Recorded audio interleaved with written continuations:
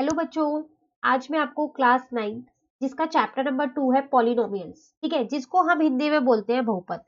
इसको मैं आज आपको एनसीईआरटी से समझाऊंगी। तो सिर्फ आज की वीडियो में मैं आपको चैप्टर ही समझाऊंगी कि चैप्टर क्या है, ठीक है। एक्सरसाइज हम अपनी नेक्स्ट वीडियो से शुरू करेंगे, ठीक है ना। चलिए देखते हैं। चैप्टर का नाम जैसे पॉलिनोमियल्स है, तो सबसे पहली बात पॉलिनोमियल्स है क्या चीज। तो देखो, हम पढ़ेंगे polynomials in one variable. One variable मतलब जिसमें एक वेरिएबल हो, ठीक है। पॉलिनोमियल आप सभी समझते हो, जो टर्म से मिलके बनती है। जैसे कि अगर मैं आपके पास यहाँ पर कोई एक एग्जांपल लूं, 2x² प्लस एक्स, ठीक है, ये मेरी पॉलिनोमियल है।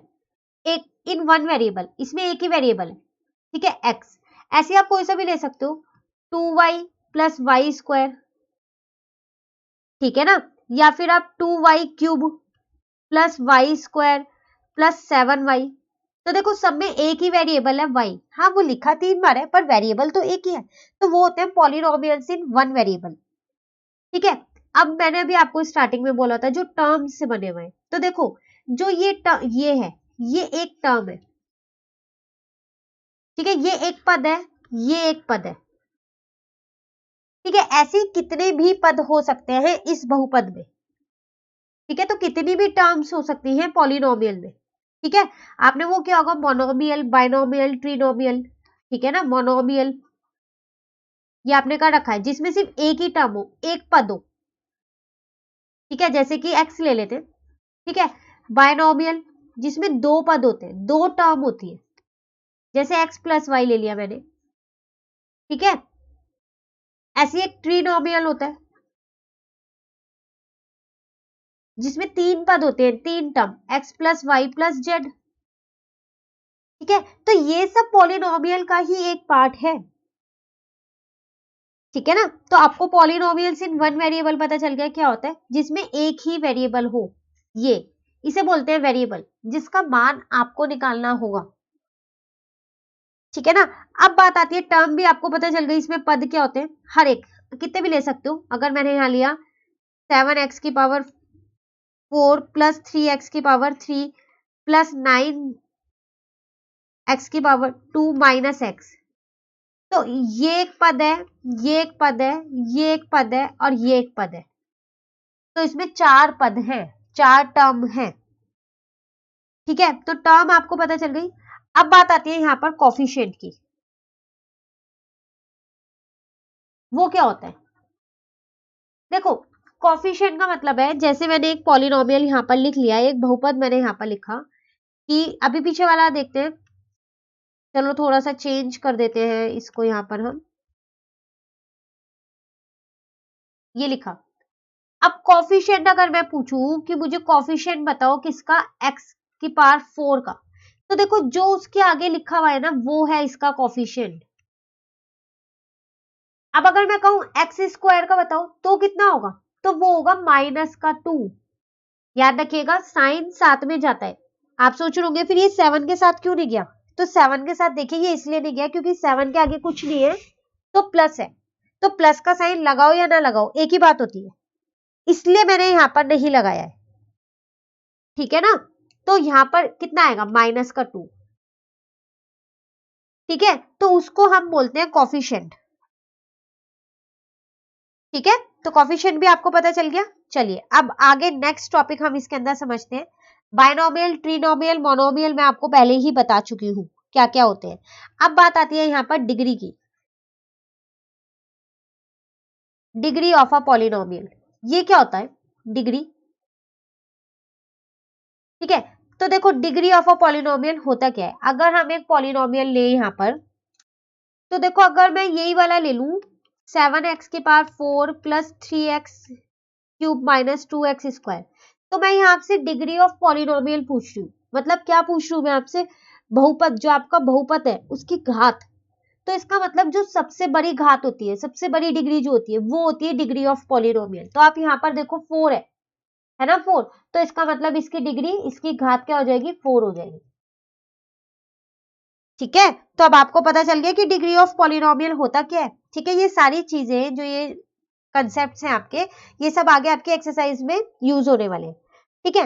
उसके बाद नेक्स्ट कंसेप्ट अगर हम देखें अपने चैप्टर का, तो वो होता है हमारे पास जीरोस ऑफ पॉलिनोमियल, क्षुणांक किसके, बहुपद के।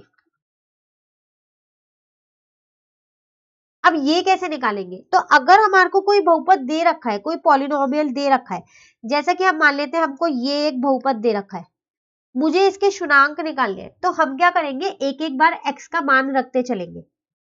ठीक है, तो अगर मैं यहाँ पहले, मेरे को पता है कि x का मान यहाँ पर 1 है, ठीक है ना, तो ये इसका क्षुणांक है। अब मुझे इस बहुपद का मान निकालना है, तो कुछ नहीं करना आपको, इसमें आप x का मान रख दो, जहां जहां x रखा है वहां पर 1 लिख दो। ठीक है ना, तो यहां पर आ गया 5 - 2 + 3 - 5, सॉरी -2।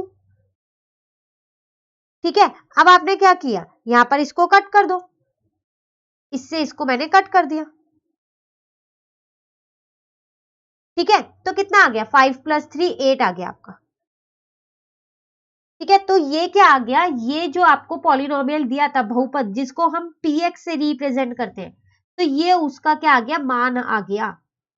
तो इसका मतलब इस px का मान कितना है, 8 है, अगर आप 1 रखोगे तो। ठीक है, तो अब आपको जीरोस ऑफ पॉलिनोमियल पता चल गया कि क्या है, तो ऐसे ही आपको वो जीरोस देगा, क्षुणांक देगा आपको वो बहुपद के, आपको ये बताना है क्या वो इसी का क्षुणांक है या नहीं है, जो भी बहुपद आपको देगा। ठीक है, चलिए उसके बाद आपके चैप्टर में यहाँ पर कुछ आइडेंटिटीज यूज हो रही है अब। ठीक है, आइडेंटिटीज क्या है, ये आपने पहले भी पढ़ रखी है। ठीक है, अब जो ये पॉलिनोमियल है, इसका फैक्टराइजेशन आपको करना है।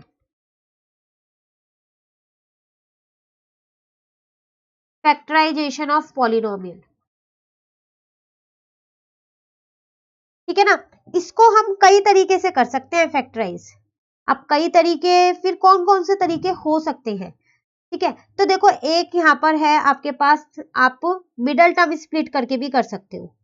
ठीक है, अब मिडल टर्म स्प्लिट क्या है कि जो बीच वाली जो आपकी टर्म होती है, उसको आपको स्प्लिट करना है। ठीक है ना, क्योंकि लिखा है यहाँ पर फैक्टराइजेशन, मतलब गुणनखंड करना पॉलिनोमियल का। अब गुणनखंड आप मिडल टर्म स्प्लिट से भी कर सकते हो। ठीक है ना, जैसा कि अगर मैं यहाँ पर आपके पास एक पॉलिनोमियल ले लूं, ये लिया, और इसमें मैंने आपको बोला मिडल टर्म स्प्लिट लगाओ, तो आपको ये वाली टर्म को तोड़ना है इस तरीके से कि प्लस माइनस करने के बाद तो यही आना चाहिए, लेकिन मल्टीप्लाई करने के बाद इन दोनों का मल्टीप्लीकेशन आना चाहिए। जो दो गुणनखंड आप लोगे यहाँ पर, फैक्टर्स जो लोगे, ठीक है, वो मल्टीप्लाई करके कितने आने चाहिए, 30x² आने चाहिए। ठीक है, तो ये एक टॉपिक है आपके पास इस चैप्टर में, तो जब इसका टॉपिक के जो क्वेश्चंस आएंगे एक्सरसाइज के, हम तब इस टॉपिक को और अच्छे से समझेंगे। ठीक है, फिलहाल सिर्फ मैंने आपको हिंट दे दी है कि ये एक टॉपिक आपके चैप्टर में हैगा। ठीक है ना, उसके बाद आती है आपके पास कुछ आइडेंटिटीज, जो कि बहुत ही इंपॉर्टेंट आइडेंटिटीज है, और इसकी मैंने एक वीडियो भी बना रखी है, जिसमें मैंने आपको सारी आइडेंटिटीज बता रखी है कि इस चैप्टर में कौन कौन सी आइडेंटिटीज यूज होंगी। ठीक है, तो मैं उसका लिंक आपको डिस्क्रिप्शन बॉक्स में दे दूंगी, ताकि आपको मिल जाए वो आसानी से, और आप उसको वहां से देख सको। ठीक है, अब कौन कौन से सर्व समीकरण होती है ये तो मैं यहाँ नहीं बताऊंगी, क्योंकि इसके पहले से ही एक वीडियो है। ठीक है, तो आप वहां से देखिएगा। हाँ, मैं इतना जरूर बता सकती हूँ, इसके अंदर आइडेंटिटीज के अंदर जो भी आइडेंटिटीज है, ये आपको याद करनी है, क्योंकि इस पे बेस्ड आपकी पूरी एक एक्सरसाइज है, एक्सरसाइज 2.5, जो इस सर्व समीकरणों पर ही है। ठीक है, तो उसको आपको अच्छे से याद करनी है, आइडेंटिटीज को, सारी आइडेंटिटीज को, और बहुत ही इंपॉर्टेंट है। ठीक है, इसके बाद हमारा जो ये चैप्टर है वो खत्म हो जाएगा आइडेंटिटीज के बाद। ठीक है ना, तो चैप्टर में हमने क्या क्या सीखा, चलो जल्दी से एक बार देख लेते हैं। पॉलिनोमियल्स, बहुपद, हमारे पास ये चैप्टर था, जिसमें हमने सीखा कि पॉलिनोमियल्स इन वन वेरिएबल, ठीक है, जो वो बहुपद है एक, इसमें कैसे निकालते हैं, तो उसमें हमने यहाँ पर ये निकालना सीख लिया, जो टर्म्स को मिला के बनाए, पदों को मिला के, है ना। मोनोमियल होता है जिसमें एक ही पद होता है, बायनोमियल जिसमें दो, ट्रिनोमियल जिसमें तीन होते हैं। ठीक है, तो ये सारे पद हमने देख लिया कि अलग हम इन्हें कैसे करते हैं। ठीक है ना, उसके बाद हमने सीखा कि कॉफिशिएंट हमारे पास होता क्या है। ठीक है, तो जो भी जिसका भी कॉफिशिएंट बोला जा रहा है, उसके आगे वाली संख्या आपको लिख देनी है। प्लस की है तो ऐसे ही लिख दो, माइनस की है तो माइनस के साथ लिखना है। ठीक है। उसके बाद हमने डिग्री ऑफ पॉलिनोमियल देखा, जिसमें हमने ये देखा कि अगर एक बहुपद की घात बतानी हो तो क्या होता है वो, तो इसका मतलब जो सबसे हाईएस्ट, सबसे बड़ी वाली जो घात होती है वो ही उस बहुपद की घात होती है। डिग्री ऑफ पॉलिनोमियल वही होता है। जैसा कि मैंने एक एग्जांपल में आपको बताया कि यहाँ पर 4 है तो इसकी भी 4 ही होगी। ठीक है। इससे रिलेटेड आपके पास एक्सरसाइज है 2.1, जब हम वो करेंगे तो और ये अच्छे से आपको समझ में आ जाएगा। ठीक है ना। उसके बाद हमने जीरोस ऑफ पॉलिनोमियल किए और फैक्टराइजेशन ऑफ पॉलिनोमियल किया। पॉलिनोमियल को हम कैसे फैक्टर उसके निकाल सकते हैं, तो कई सारे तरीके हैं, जिसमें से एक मैंने आपको अभी यहाँ पर फिलहाल बताया, मिडल टर्म स्प्लिट का। ठीक है ना। बाकी एक दो आपके में ओमिटेड भी है इसमें से। ठीक है। वो जब हम एक्सरसाइज करेंगे तो मैं आपको तभी बताती रहूंगी साथ के साथ ही। ठीक है। उसके बाद हमने आइडेंटिटीज देखी, तो आइडेंटिटीज की पूरी वीडियो है तो हम उसको वहां से ही करेंगे। आइडेंटिटीज वही सारी आइडेंटिटीज इस चैप्टर में यूज हो रही है, जो कि बहुत ही इंपॉर्टेंट है क्योंकि उस पर बेस्ड पूरी एक एक्सरसाइज है। ठीक है। तो ये छोटा सा चैप्टर है आपके पास पॉलिनोमियल्स का, जिसमें टोटल 5 एक्सरसाइज है। तो अब आज हमने पूरा चैप्टर देख लिया कि क्या क्या हमको इस चैप्टर में करना है। अब नेक्स्ट क्लास से हम ये चैप्टर शुरू कर देंगे। ठीक है। तो नेक्स्ट क्लास में मैं आपको एक्सरसाइज 2.1 कराऊंगी। ठीक है ना। जब तक आप इस चैप्टर की जो ये इंट्रोडक्शन वीडियो है इसको अच्छे से देखिए और समझ लीजिए। ठीक है। तो अगर आपको ये वीडियो अच्छी लगी तो आप इसे लाइक जरूर कीजिएगा और मेरे चैनल को सब्सक्राइब कीजिएगा। Thank you.